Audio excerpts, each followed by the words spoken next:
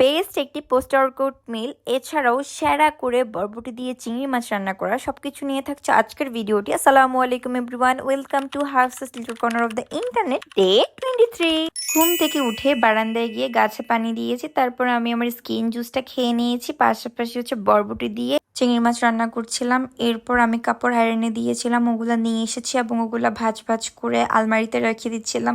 Honestly speaking, last কিছুদিন ধরে আমি এত বিজি যে আমি কাপড় আয়রন করবো এই টাইমই পাচ্ছিলাম না, তাই দোকান থেকে করাই নিছি। সো এদিকে আমার রান্নাটাও শেষ হয়ে গিয়েছে। ভাই দেখো, দেখতে কত সুন্দর হয়েছে। নট অনলি দেখতে সুন্দর, খাইতেও অনেক সেই হয়েছে। পাশাপাশি আম্মু মাছ ভাজি করছিল আর রুই মাছ ভুনা করছিল। খাওয়া দাওয়া শেষে ব্ল্যাক কফি খেয়েছি, দেন জিমে গেছি। তোমরা অনেকেই আছো যারা শুটকি খাও না, তারা চাইলে বরবটি দিয়ে শুটকি রান্না না করে বরবটি দিয়ে চিংড়ি মাছ রান্না করতে পারো, এটাও অনেক মজার। দেন আমাকে ট্রেনার বলছিল সাইকেলিং করতে, অ্যান্ড আমি সাইকেলিং করতেছিলাম। অ্যান্ড আসার সময় সবুজ কালার আপেল কিনছিলাম। And here is my post workout meal. দইয়ের সাথে কিছু ফ্রুটস মিক্স সাথে ছিল এগ।